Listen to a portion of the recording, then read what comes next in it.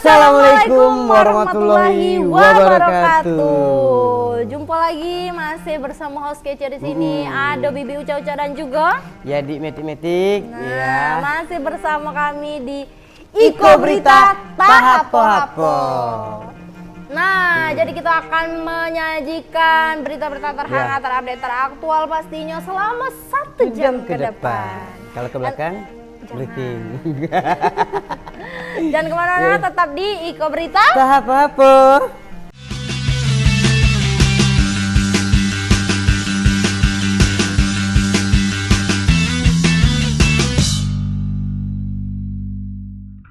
Balik lagi di Iko Berita Tahapo-Hapo. masih bersama Bibi Uca-Uca dan juga Yadi Metik-Metik. ganti-ganti. Di berita pertama Iko ada tentang kriminal yang pastinya yang pertama akan dibacakan oleh Yadi Metik-Metik. Nah, bacakan berita nih. pertama nih Apa ganti-ganti. Nih ada modus penipuan segitiga. Nah, apa Korban dia? laporkan pelaku penipuan ke Polda Jambi. Penipu bermodus jual beli di akun marketplace dengan modus penipuan segitiga beredar di media sosial. Yo. Korban bernama Denny mengalami penipuan dengan mentransfer sejumlah uang ke rekening penipu untuk membeli kendaraan mobil. Itulah sekarang banyaknya memang di kasus-kasus maraknya kasus penipuan nih dari segi apapun, dari hipnotis, penipuan baju, terus ada pula lagi undangan dan lain-lain. Jadi kan nanti harus lebih berhati-hati. Sebelum itu kita tengok dulu apa dia berita Macam mana berita Ike dia berita Bermula dari korban bernama Denny melihat postingan di akun media sosial Facebook yang menjual mobil jenis kendaraan Ayla berwarna hitam. Postingan tersebut diposting oleh pelaku berinisial SP dengan menjual mobil tersebut dengan harga 70 juta rupiah. Setelah melakukan pengecekan oleh korban ke rumah pemilik kendaraan mobil bernama Hafiz, kemudian korban mengirimkan sejumlah uang sebesar 30 juta rupiah ke rekening yang diarahkan oleh pelaku. Namun ketika korban ingin membawa kendaraan tersebut, pihak pemilik mobil bernama Hafiz menyebutkan tidak menerima uang tersebut. Atas kejadian tersebut, korban membuat laporan ke SPKT Polda Jambi. Jadi bang, ceritanya itu awalnya ada sebuah postingan di sebuah media sosial. Nah itu ada penjualan sebuah unit mobil lah. Nah singkat cerita, saya tertarik pada postingan tersebut. Saya coba ngecek unit tersebut bahwa benar ada unit tersebut di lokasi. Nah kemudian setelah saya cek di lokasi, saya cek unitnya dan segala-galanya oke. Saya transferlah kepada si pelaku. Pelaku ini bernama Samsul Wahdi di media sosialnya. Nah tetapi saya tidak mengetahui bahwa itu memang bukan atau asli mobilnya sebelumnya bang. Jadi si pelaku itu mengarahkan saya bahwa si pemilik mobil asli ini bahwa itu adik iparnya. Kemudian singkat cerita, saya transferlah duitnya kepada si pelaku. Memang si pelaku nggak transfer kepada si yang pemilik mobil aslinya. Cuma statusnya di situ saya nggak tahu bahwa itu mobil aslinya gitu bang.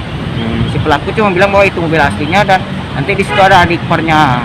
Adik iparnya ini bahwa adalah si yang pemilik mobil aslinya tadi bang. Nah, tetapi saya transfernya ke si pelaku. Nah kemudian pas saya mau coba bilang ke si pemilik mobil aslinya bahwa saya ingin pulang, tapi kata si pemilik mobil aslinya belum ada transferan masuk katanya. Nah, jadi kita mau pulang tadi mau bawa mobil tadi langsung bang ya? Iya bang, cuma nggak ada dapat masukan dana dari si pelaku ke si pemilik mobil asli tadi bang. Itu kita transfernya berapa bang? Itu saya transfer itu bang senilai 30 juta rupiah bang. Dirinya berharap agar pelaku segera ditangkap oleh pihak kepolisian dan mempertanggungjawabkan perbuatannya. Sandi, Cek TV, melaporkan. Nah itu dia ya. Itulah dia. Jadi kita tuh ganti-ganti kita memang harus lebih berwaspada dan berhati-hati. Harus teliti ini benar Iya. atau tidak, takutnya penipu ya kan. Jangan mau kita mentransfer dulu gitu. Nah lebih baik kita ketemu dulu sistem COD dan jangan di tempat sepi untuk COD barang-barang kayak elektronik, kendaraan yang kiranya duitnya besar yang bakal membahayakan nyawa kita dewek gitu. Nah Lebih baiknya datang ke rumah ya kan. iya. Atau didampingi sama orang. Iya betul. Nah yuk, Ayo. untuk di berita kedua nih ada apa kita yuk? Lanjut di berita kedua nih, ada pengendara mobil tabrak tiang listrik. Dan pengendara ini merupakan seorang pejabat PNS dari Kabupaten Muaro Jambi. Nah, kendaraan mobil Innova Reborn berwarna hitam dengan nomor plat B2083 BIE yang mengalami kecelakaan menabrak tiang listrik yang berada di Jalan Patimura 2 RT 18 Kelurahan Kenali Besar Kecamatan Alambarajo Kota Jambi pada Senin tanggal 15 Januari 2024, merupakan mobil dari PNS Kabupaten Muaro Jambi. Jadi memang di mobil itu mungkin sebenarnya gini Dik, tidak mungkin tiang listrik besi sebesar itu bisa pindah ya tumbang, kan? jatuh dan menghalau jalan, Iya, itu iya. menghambat jalan, akses jalan jadinya kan. Dan itu macet juga kemarin kan? Kalau kendaraan ini tidak ngebut. Nah, kita tengok dulu berita Dik. Macam mana berita Dik? Ika dia berita Diduga mengantuk, kendaraan mobil Innova Reborn berwarna hitam dengan nomor plat B2083 BIE menabrak tiang listrik di kawasan Patimura yang mengakibatkan tiang Telkom di sekitar lokasi kejadian rubuh. Tiang listrik menimpa ruko masyarakat yang membuka usaha jahit. Babin Kamtipmas Kenali Besar Ibtu Erpagaria mengatakan, saat kejadian tidak ada korban jiwa, hanya pemilik kendaraan mengalami luka ringan. Dirinya menambahkan kejadian kecelakaan tersebut terjadi sekitar pukul 12.30 waktu Indonesia Barat. Kejadiannya diperkirakan sekitar pukul 12.30. Bang, di sini ada korban jiwa ada Bang? Dalam hal ini Pak, tidak ada korban jiwa. Tidak ada korban jiwa. Katanya PNS ya Bang, atau gimana?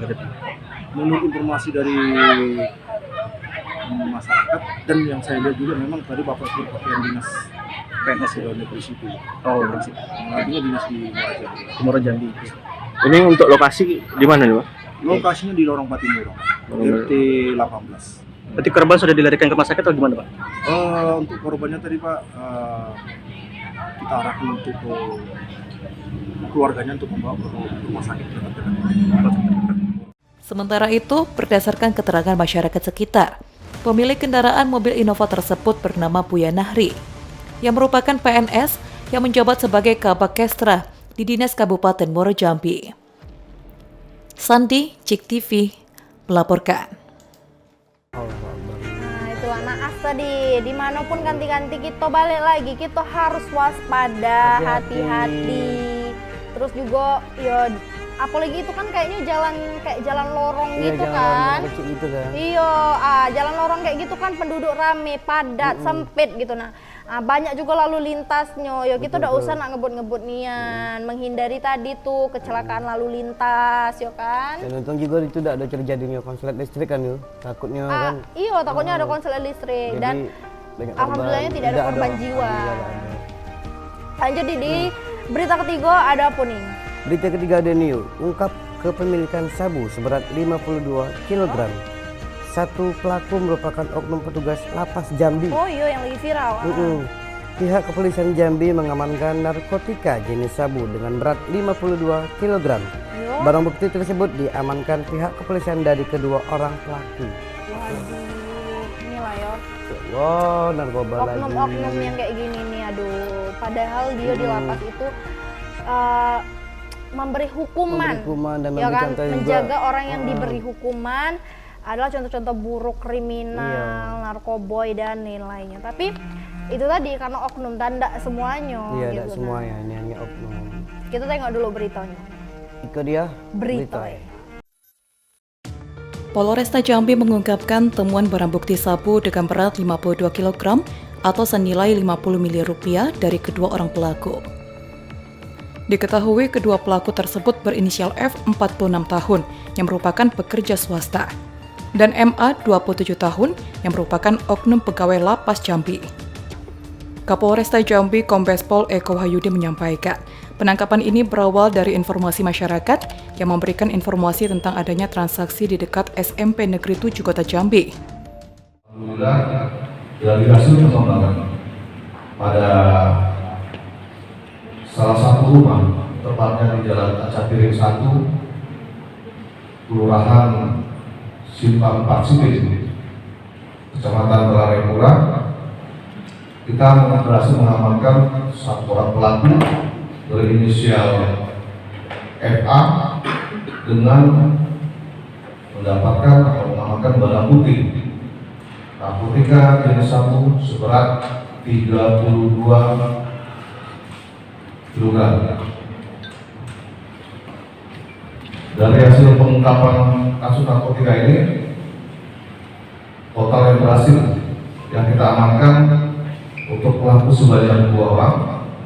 Yang pertama adalah F alias A, umur 46 tahun, pekerjaan swasta, alamat Kota Depok. Dan pelaku yang kedua MA alias A, 27 tahun, alamat Jalan Kaca Piring 1, Kelurahan Simpang 4, Sipin, Kecamatan Telarepura, Kota Jambi. Dan pelaku merupakan oknum pegawai lapas Kota Jambi. Sementara untuk peran kedua pelaku, yakni MA sebagai penerima awal sebelum nantinya dikirimkan kembali ke daerah tujuan. Lalu F sendiri berperan sebagai pengedar yang akan mendistribusikan ke beberapa provinsi di luar Jambi. Atas perbuatannya, kedua pelaku dikenakan pasal 114 ayat 2 atau 112 ayat 2 Undang-Undang Nomor 35 Tahun 2009 tentang narkotika dengan ancaman pidana mati dan penjara seumur hidup. Sandi, JEK TV, melaporkan. Balik lagi di Iko Berita. Apa-apa. Masih bersama Bibi Uca-Uca dan juga Jadi gondrong-gondrong. Nah, di segmen kedua ini ada tentang banjir. Banjir ke gilu. Nah, banjir lagi di ya, mana-mana tadi, banjir.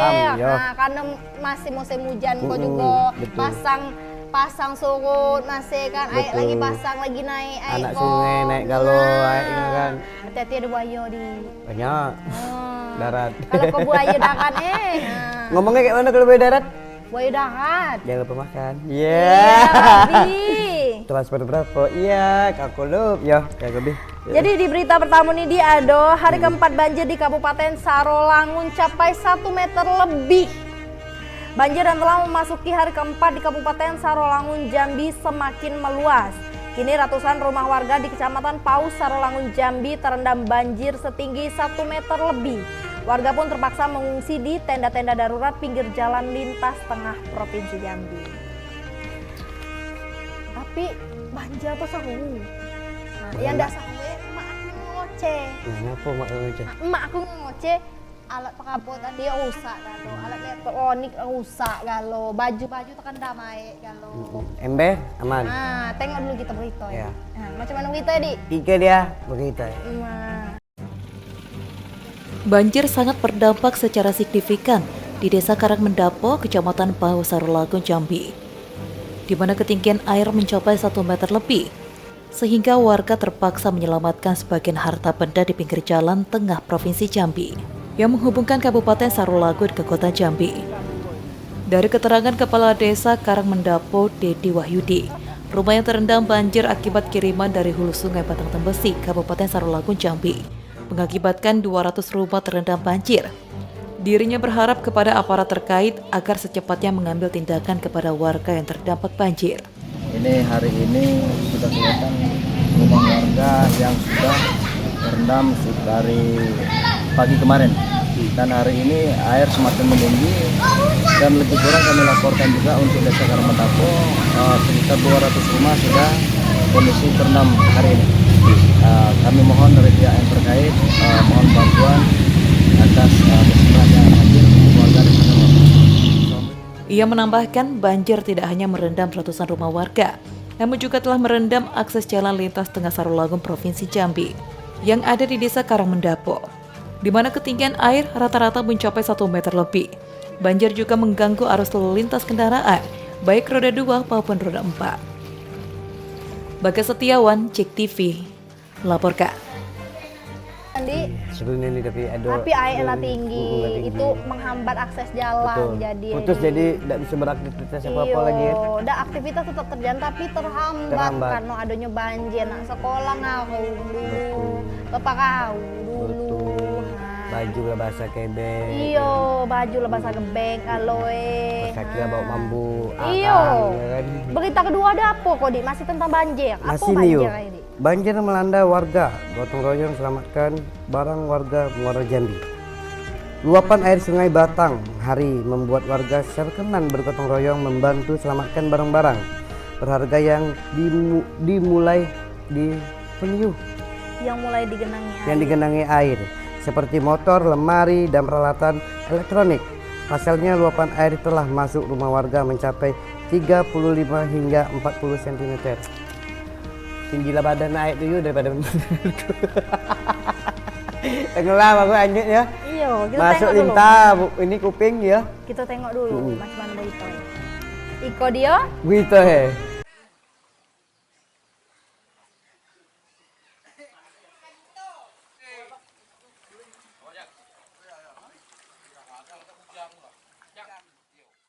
Beginilah suasana rumah warga RT 03 Desa Sekernan, Kecamatan Sekernan, Kabupaten Muaro Jambi, yang telah dimasuki dan digenangi oleh air, dengan tinggi air mencapai 35 hingga 40 cm atau setara dengan lutut orang dewasa. Dengan kondisi ini, warga bersama-sama bergotong royong, saling membantu menyelamatkan barang berharga, seperti motor, lemari, dan peralatan elektronik lainnya. Rospandi, Ketua RT 03 Desa Sekernan mengatakan, saat ini ketinggian air mencapai 35 cm atau setinggi lutut orang dewasa.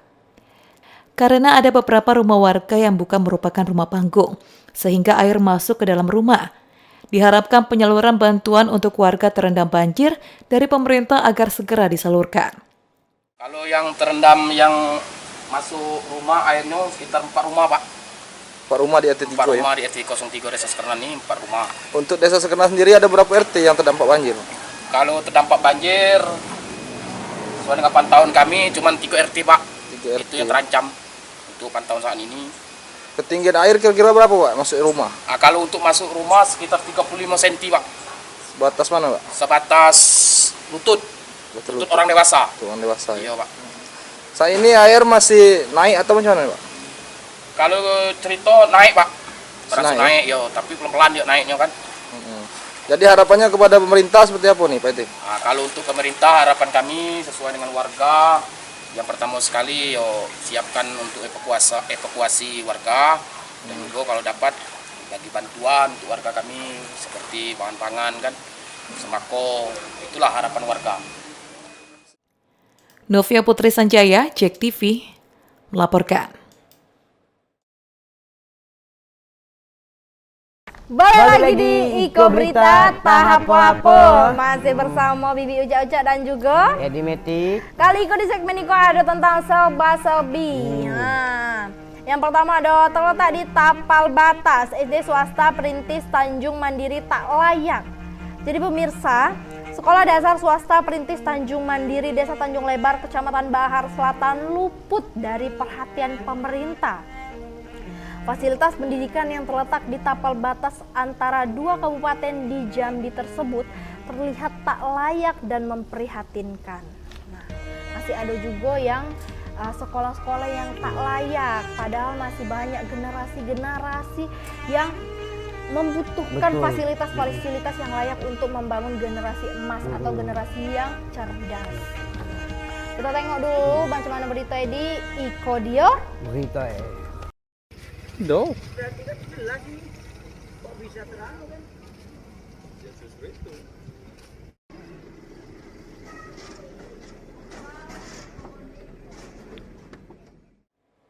Inilah yang dirasakan oleh para guru dan siswa saat hujan mengguyur atap bangunan SD swasta Perintis Tanjung Mandiri di Desa Tanjung Lebar, Kecamatan Bahar Selatan, Kabupaten Muaro Jambi, terlihat bocor.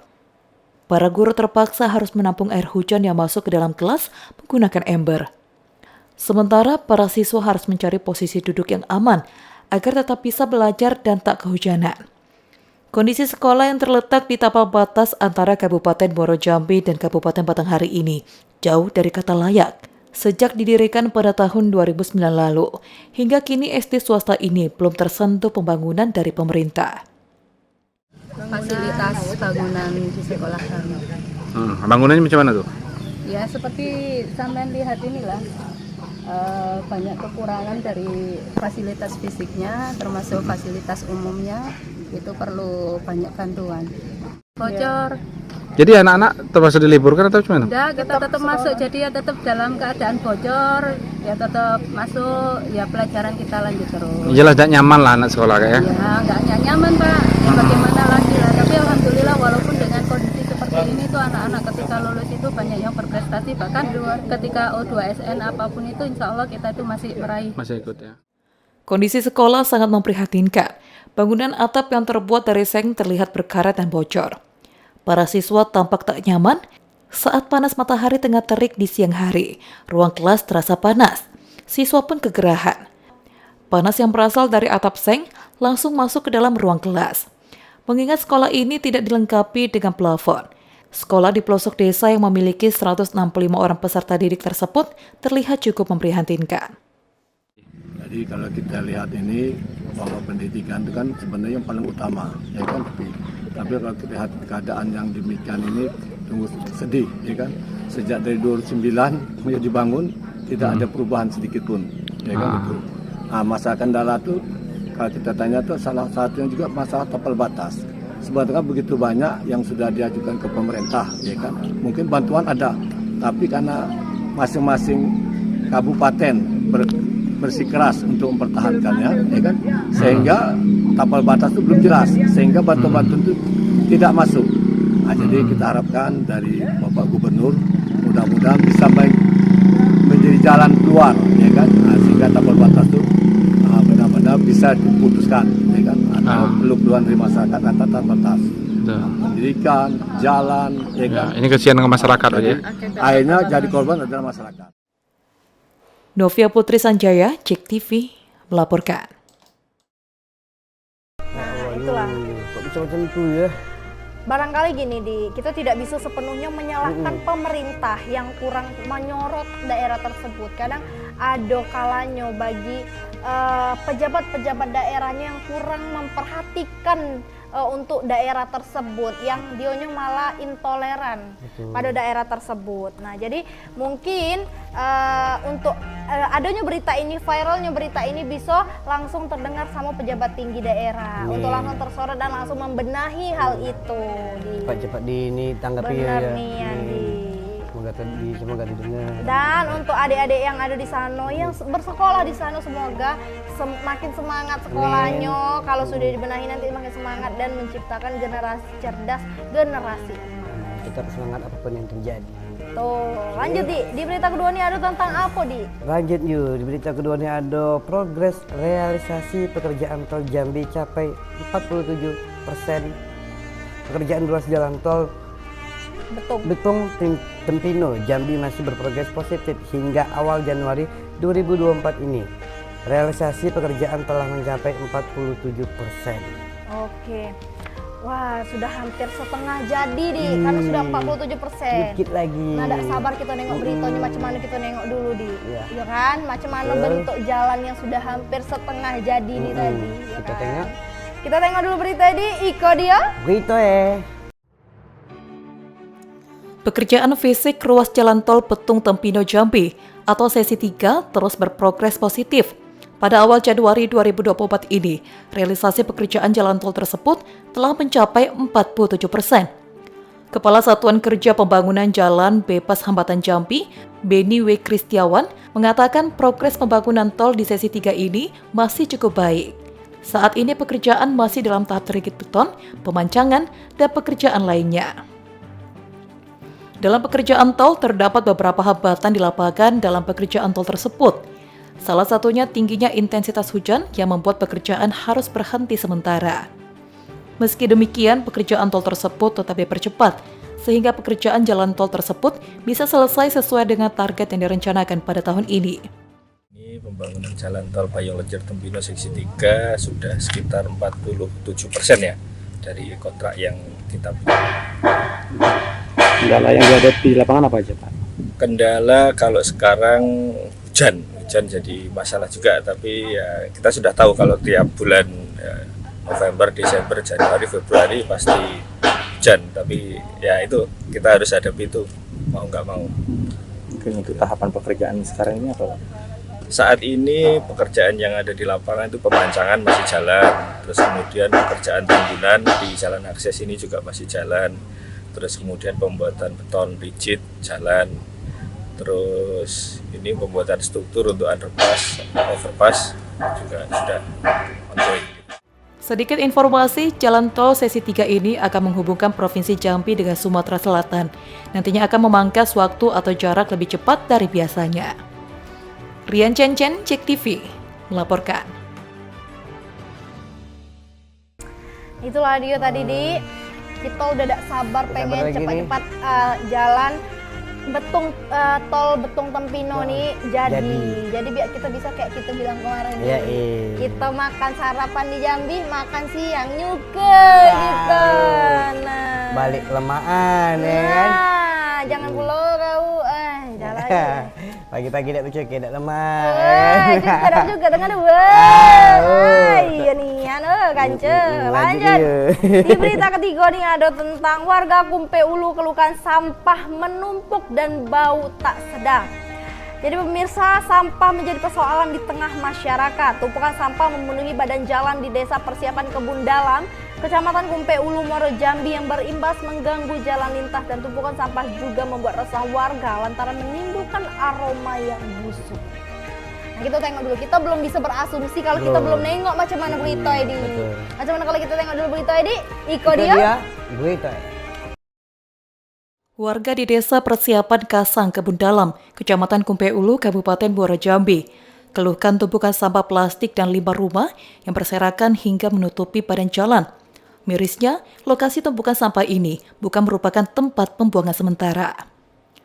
Ishak, perilaku warga yang membuang sampah sembarangan membuat warga lainnya resah dan terganggu. Banyaknya sampah menimbulkan aroma tak sedap hingga merusak pemandangan bagi pengguna jalan. Sekali untuk sampah-sampah yang ada di Kasang Budak ini. Kalau untuk ini selama lapangan Merpati ini tutup, sampah sangat selalu dibuang di sini.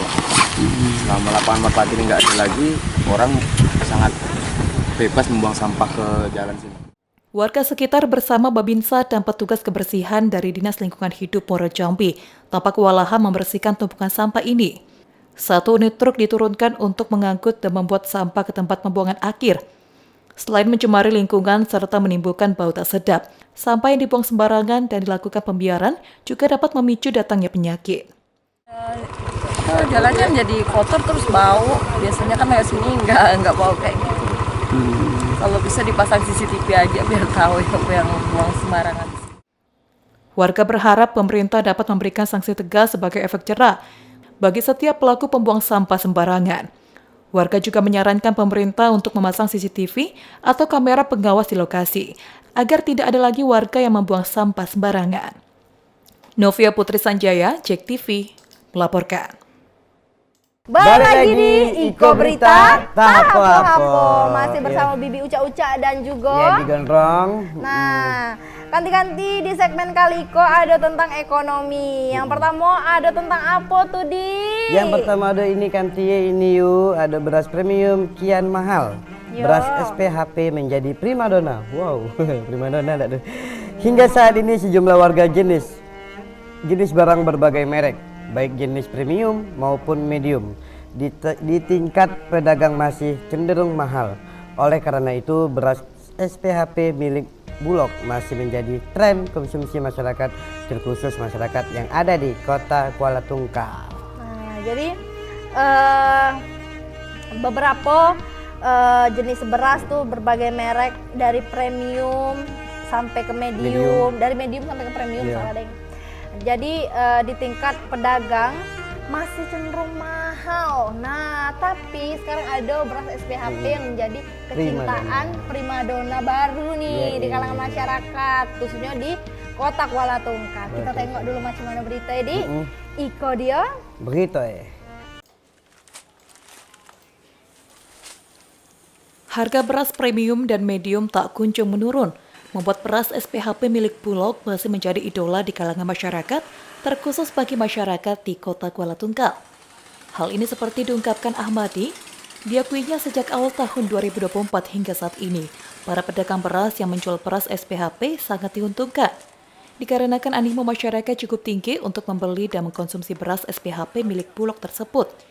Tak hayal dalam 1 minggu 3 ton beras SPHP mampu ia jual. Ahmadi menuturkan, beras SPHP milik Bulog dinilai cukup bagus, yang dijual di harga Rp56.000 per karung ukuran 5 kg. Beras ini merupakan jenis beras Thailand, yang ketika dimasak nasi tidak lembek atau buyar. Banyak ya peminatnya. Ganti Thailand kan. Ganti Thailand berasnya. Kalau waktu Vietnam kemarin kurang ya. Kalau lembut nasinya kan. Kalau untuk dalam kita bisa menghabisi berapa banyak kalau beras SPHP orang beli? Berapa ton ada? Dalam seminggu? 3 sampai 4. 3 sampai 4 ton ya. Dengan harga berapa sekarang tuh? 56. 56 ya. 5 kilo. Hal senada juga dikatakan Mustalifah. Diakuinya sejak animo masyarakat cukup tinggi untuk membeli beras SPHP milik Bulog, sejumlah beras berbagai merek, baik jenis premium dan medium, beras kampung sepi pembeli. Dalam sebulan sepi. Sepi. Iya. Biasanya orang banyak beli beras apa nih? SPHP Bulog tuh ya. Karena kan murah. Murah. Berapa kalau SPHP tuh? 56. 56. Kalau kayak beras premium udang ketak berapa? 150 yang 10 kilo. Kalau kayak beras kampungnya dok, ini enggak? Enggak, jualannya turun. Turun harganya? Enggak. Tetap tadi. Berapa per kilonya? 14.000. Kalau beras lain-lain tuh kayak mana beras kampung nih? Peminatnya kurang atau sudah apa? Kurang semenjak mahal tuh orang SPHP. SPHP banyak ya. Biasanya kita kayak beras SPHP ini berapa banyak kita ngabis Ibu Haji kalau dalam seminggu atau sebulan? 2 ton habis. 2 ton habis ya. Seminggu. Harganya dari harga berapa? 56. 56. Surya Kurniawan, Cek TV, melaporkan. Itulah ya kan. Kalau pernah makan beras SPHP? Belum. Aku belum pernah juga. Penasaran ya? Iya. Cak aneh rasanya. Iya. Kaki kita balik dari situ kita numpang makan sama Dimas. Dimas rumahnya makan beras SPHP itu. Di situ lah ya? Iya, kita coba lagi ya. Kata rumahnya kan? Iya. Ya, tidak tahu belum pernah sana tuh. Dimas tuh, Dimas tahu kalau Dimas tuh. Dimas Kanjeng Rahayu. Pokoknya Dimas tuh lah pokoknya. Ya tahu. Ada dia kerja di Jack TV kok. Oh Dimas itu ya kok. Iya, yang gagah tuh. Iya. Kayak gini dulu. Ada berita sekok lagi. Apa nih? Oh lupa ya nih. Di berita selanjutnya nih ada nilai impor Provinsi Jambi mencapai 8,87 US dollar.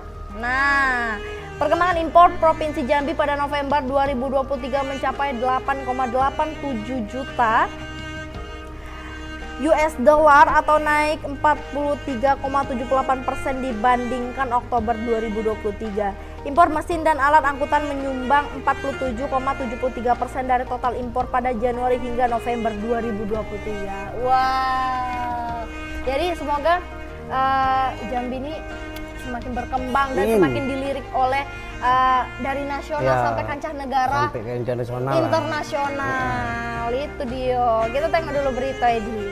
Macam mana berita ini? Iko dia berita ya. Perkembangan impor Provinsi Jambi pada November 2023 mencapai 8,87 juta US dollar atau naik 43,78% dibandingkan Oktober 2023. Kepala BPS Provinsi Jambi Agus Sudibyo menjelaskan impor mesin dan alat angkutan menyumbang 47,73% dari total impor pada Januari hingga November 2023. Mesin dan alat angkutan mencapai 47,73%. Diikuti hasil industri 34,01%, bahan kimia 16,18%, makanan 1,79%, dan karet 0,30%. Total impornya agak berbalik di slide selanjutnya, agak fenomenanya agak berlawanan arah dengan ekspor. Kalau ekspor sepanjang 2023 turun, tapi impornya nambah. Impornya malah naik ya, naiknya sangat signifikan, 123,96%. Januari-November 2023 dibandingkan dengan Januari-November 2022. Impor masih berupa mesin dan alat angkutan, ini barang-barang yang menunjang proses produksi 47,73 dan hasil industri 34,01%. 5 negara dengan transaksi impor November 2023 terbesar Singapura, China, Swedia, Kanada, Thailand. Impor Provinsi Jambi melalui 3 pelabuhan laut utama di Jambi, yaitu Pelabuhan Talang Duku Jambi, Muara Sabak, dan Kuala Tungkal, serta Pelabuhan Udara Sultan Taha Jambi. Nilai impor November 2023 sebesar 8,87 juta US dollar, naik sebesar 43,78% dibandingkan bulan sebelumnya. Kenaikan impor ini dipicu oleh naiknya nilai impor pada kelompok komoditi mesin dan alat angkut. Lina Liska, Cek TV, melaporkan. Naik di dolar, di US dollar, duit rupiah tuh. Iya. Nah, kaji dari situ. Saya kau minta dolar. Nggak ada rupiah lagi. Iya. Dolar gue ganti. Kau tahu di Mas tadi tuh, rumah itu banyak duit dolar persiakaan. Benar pas ini waktu Yoni lagi kusutnya aku nih yo. Kau nak makan durian? Rumah dia durian dosun enaknya. Lebih dari durian layu. Kita minta dolar. durian, Minta durian. Banyak-banyak idak. Makan bekas SPHP sama siap itu poyak sebut di Mas tadi tuh ya. Katik itu kami tidak datang di Mas. Iya. Kalau kita nak cepat-cepat lah kita. Kalau kita pamit dulu dengan ganti-ganti. Oh iya benar. Tidak. Lagi deh. Ganti-ganti. Yang kemana-mana tetap salah di. Itulah kan tadi kita buku-buku tadi. Scan ganti-ganti. Ganti-ganti. Mohon maaf ada salah kebelit tadi lidah tadi ganti-ganti. Kebiasaan tadi kan kebiasaan. Iya, karena kami tadi tidak tahan lagi. Kami nak makan durian tempat di Mas tadi tuh, Ira. Durian bau lah nyampe siko. Nyonggi kau kok. Ganti-ganti. Jangan lupa setiap hari Rabu jam 8 malam selalu saksikan Iko Berita Tahapo-hapo di Jek TV Inspirasi kita. Masih bersama Bibi Uca-Uca dan Jadi Gondrong. Jadi Gondrong apa jadi metik? Gondrong. Nah, pamit undur diri. Apabila ada Sampai salah, jumpa minggu depan.